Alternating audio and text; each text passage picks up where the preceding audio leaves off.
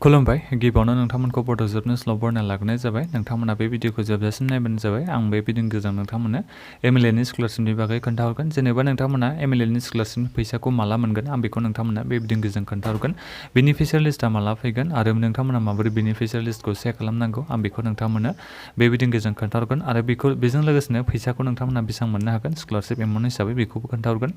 भिडिअखौ जोबजासिम नायदो डिटेल्स मिथिनो हानायनि थाखाय आरो नोंथांमोना चेनेलखौ साबस्क्राइब खालामगोन गिबियावनो नोंथांमोना बेबायदिनो स्कलारशिपनि आपडेट गभर्नमेन्टनि स्किमनि आपडेट आरो साख्रिनि आपडेटखौ मोनबाय थानो हागोन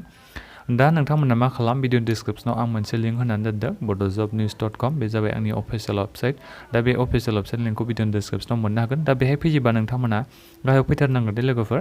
दा बेहाय जेनेबा नोंथांमोननि डिस्ट्रिक्टआ बाक्साबा बाक्सायाव नोंथांमोना नैबे क्लिक हियार बेहाय थुनानै नोंथांमोना गावबागाव बेनिफिशियारि लिस्टखौ चेक खालामनो हागोन गासिबो डिस्ट्रिक्टआ दङ बेहाय आं एग्जाम्पल महरै जेनेबा जोंना दरं डिस्ट्रिक्टआव गोलैयो नालाय आं बे क्लिक हियाराव थुनानै होनोसै दा बेहाय थुना होनाय लोगो लोगो नोंथांमोना बेनिफिशियारि लिस्टखौ चेक खालामनो हागोन बे बेनिफिशियारि लिस्टआ लोगोफोर जोंना थांनाय बोसोरनि दा बे थांनाय बोसोरनिखौ आं चेक खालामनि दा देग्लाय बोसोरनिया फैयाखै आं दा बेहाय चेक खालामनि बेहाय आं फार्स्टआवनो थुना होनोसै बे बेनिफिशियारि लिस्टखौ आं बेहाय थुनानै डाउनलड खालामग्रोनोसै ओमफ्राय नोंथांमोननो आं डिटेल्सै खोन्थाहरनोसै आङो माखासे क'क्राझार डिस्ट्रिक्ट बेफोरनिखौबो खोन्थाहरगोन जाहाथे नोंथांमोना भिडिअखौ जोबजासिम नायो माला नोंथांमोननि बेनिफिशियारि लिस्टआ फैनो हागौ बादि बे जाहैबाय जोंहा दरं डिस्ट्रिक्टनि दा बेहाय नोंथांमोना नायनो हागोन नै बेनिफिशियारि लिस्टआ बेसेबां 2020 थांनाय बोसोरनि बेसेबां डेटआव फैदों ने नभेम्बरनि 10 थारिखआव जोंहा थांनाय बोसोराव फैदों 2020 मायथाइनि नभेम्बर 10 थारिखआव जोंहा बे बेनिफिशियारि लिस्टआ फैबाय थांनाय नभेम्बराव फैदों दा बेहाय नोंथांमोना नायनो हागोन नैबे गासिबो जायफोर बिथांमोना मोनगोन बिथांमोननि बे नाम आरो ओमफ्राय बेजों लोगोसे स्कलारशिप एमाउन्टबो बेहाय नोंथांमोना नैबिथिं नायनो हागोन नै बिथांमोना बे फैसाखौ मोनजोब्बाय आरो नोंथांमोना बिथिं चेक खालामनो हागोन नै नामफोरखौबो नोंथांमोना चेक खालामनो हागोन बे जाहैबाय जोंहा थांनाय बोसोरनि बेनिफिशियारि लिस्ट अब्ला नोंथांमोना साननानै नायदो जायफोर बिथांमोना दरं डिस्ट्रिक्टनि सिङाव गोलैयो बिथांमोना नोंथांमोननि बे बेनिफिशियारि लिस्टआ देग्लाय 2021 मायथाइयाव नभेम्बर मासनि गेजेराव नोंथांमोननि बे MLA नि स्कलारशिपनि बेनिफिशियारि लिस्टआ फैगोन आरो नोंथांमोना बे MLA नि स्कलारशिपनि फैसाखौ मोननो हागोन दा बेहाय बुंखादोंनानै थांनाय बोसोरनाबो बे 10 थारिखआवसो जोंहा बेनिफिशियारि लिस्टआ फैदों अब्लाबो नोंथांमोना माने देग्लायबो नेखानांगोनखा बे बेनिफिशियारि लिस्टखौ नभेम्बर माससिम बे जाहैबाय जोंहा दरं डिस्ट्रिक्टनिया दायो आं नोंथांमोननो माखासे डिस्ट्रिक्टनिखौबो खोन्थानि जेरै क'क्राझार डिस्ट्रिक्टनिखौ आं नोंथांमोननिखौ खोन्थानि नैबे क'क्राझारना नोंथांमोना गावबागाव डिस्ट्रिक्टनिखौ चेक खालामदो जेनेबा नोंथांमोना सोरबाफोर जुदि कार्बि आलं बेफोरथिं गासिबो चेक खालामनो हागोन शिबसागर सनितपुर बेफोर डिस्ट्रिक्टनि नोंथांमोना सनितपुर डिस्ट्रिक्टनिबा चेक खालामदो उदालगुरि डिस्ट्रिक्टनि नोंथांमोना बेहाय थांनानै चेक खालामहैबानो जाबाय गासिबो डिस्ट्रिक्टनि लिंकखौ आं होना दोनखादों दायो आं नोंथांमोननो क'क्राझार डिस्ट्रिक्टनिखौ चेक खालामना खोन्थानि बे क'क्राझार क्लिक हियार आं बेहाय थुनानै नोंथांमोननो क'क्राझार डिस्ट्रिक्टनि थांनाय बोसोरनि बेनिफिशियारि लिस्टखौ चेक खालामनि गाहायाव फैनांगोन नैबे जाहैबाय जोंहा थांनाय बोसोरनि लोगोफोरनि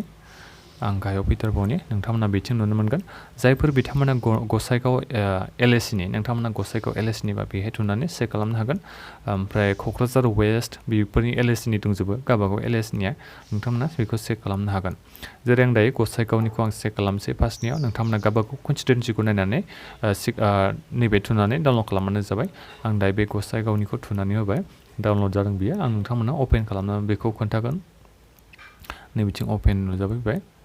आं बे अपेनाव थुनि दा बिथिं अपेनाव थुना होनाय लोगो लोगो बे बेनिफिशियारि लिस्टआ नुजाफैसिगोन आरो बेहाय गोबांथार दङ नोंथांमोना नायनो हागोन ने 119 था गासै टटेल पेज दङ दा आं फार्स्टआव नोंथांमोना खोन्थानोसै बे जाहैबाय जोंहा गसाइगाव LAC नि नोंथांमोना बिथिं नायनो हागोन ने गसाइगाव LAC 2019-20 दा जोंहा देग्लाय बोसोरनिया फैयाखै 2021 ना दा बे बेसेबां डेटआव फैदों बेखौ आं नोंथांमोना खोन्थानि जोंहा बे बेसेबाङाव फैदों बे बेनिफिशियारि लिस्टआ थांनाय बोसोरनि जानुवारि फेब्रुवारि मार्चनि 17 थारिखआव जोंहा बे बेनिफिशियारि लिस्टआ ओंखारना फैदों MLA नि स्कलारशिपनिया नाथायबा बेयो देग्लायनिया लेट जाबाय देग्लायनि बे MLA नि स्कलारशिपनि बेनिफिशियारि लिस्टआ बे क'क्राझार डिस्ट्रिक्टनिया दासिमबो ओंखारना फैयाखै दा नोंथांमोना नेनो नांसिगोन जायखिजाया बे बोसोरनि सिगांनो बे बोसोराव नोंथांमोना माने बेनिफिशियारि लिस्टखौ मोननो हागौ दासिमबो फैयाखै दा थांनाय जोंहा मार्च मासावनो फैनो गोनांमोन बे डेटखौ नायोबा नाथायबा बेयो दायो लेट जाबाय नोंथांमोना नभेम्बर डिसेम्बर बे मासनि गेजेराव बे बेनिफिशियारि लिस्टखौ नुनो मोनगोन जायफोर बिथांमोना क'क्राझार डिस्ट्रिक्टनि सिङाव गोलैयो आरो बेफोरथिं नायनो हागोन नोंथांमोना क'क्राझार डिस्ट्रिक्टनि जायफोर बिथांमोना केन्डिडेट नोंथांमोना नायनो हागोन स्कलारशिप एमाउन्टखौ थांनाय बोसोरनिया बेसेबां मोननो हादों बिथांमोना 5,000ल' मोननो हादों नाथायबा दरं डिस्ट्रिक्टनिया जोंना बांसिन 7,000 बेखौ बिथांमोना स्कलारशिप एमाउन्ट हिसाबै मोननो हादों बेखौ नोंथांमोना नायदो 5,000 गोजा गासिबो केन्डिडेट बिथांमोना जायफोर बिथांमोना बे नामा फैदों बिथांमोनानो माने बे स्कलारशिप एमाउन्टखौ मोनखांजोब्बाय आरो बे जाहैबाय जोंहा क'क्राझार गसाइगाव LSC निया नोंथांमोना जुदि क'क्राझार वेस्ट बेफोरनिबा LSC आ नोंथांमोना बे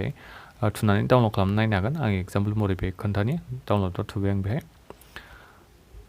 बिनिफ्राय अपेन खालामनानै नोंथांमोननो खोन्थानि बेखौ नोंथांमोना नायनो हागोन एखे डेटआ नोंथांमोना बिथिं नायनो हागोन स्कलारशिप एमाउन्टआव बे सेम टु सेम नैबे नायदों नोंथांमोना 5,000ल' बिथांमोना मोनदों जायफोर बिथांमोना बे क'क्राझार वेस्टनि LSC नि सिङाव गोलैयो दा बेखिनियानो आरो नोंथांमोना बेबायदिनो चेक खालामदो जायफोर बिथांमोना बेलेग बेलेग डिस्ट्रिक्टनि नोंथांमोना चेक खालामदो कार्बि आंलंनिबा कामरुप गासिबो चेक खालामजोबनो हागोन बिथिं लिंकखौ आं नोंथांमोननो भिडिअनि डिसक्रिपसनाव होनानै दोनदों क्लिक हियार टु चेक बे नोंथांमोना भिडिअनि डिसक्रिपसनाव थांबानो जाबाय ओमफ्राय डाइरेक्ट बे फैनो हागोन दा बेखिनियानो आरो ओमफ्राय जायखिजाया नोंथांमोना स्कलारशिप एमाउन्टखौ बे बोसोरावनो मोनगोन नोंथांमोना बेनिफिशियारि लिस्टआबो बे बोसोरावनो फैगोन आरो बे बोसोराव नोंथांमोना स्कलारशिप एमाउन्टखौबो मोननो हागोन दा बेखिनियानोमोन लोगोफोरनि भिडिअखौ शेयार खालामदो आरो बेबायदिनो आपडेट मोनबाय थानो थाखाय नोंथांमोना बयबो चेनेलखौ साबस्क्राइब खालामना लाबानो जाबाय माबाफोर सोंनांगौ दङबा भिडिअनि कमेन्ट बक्सआव नोंथांमोना कमेन्ट खालामनो हागोन गोजोन्थों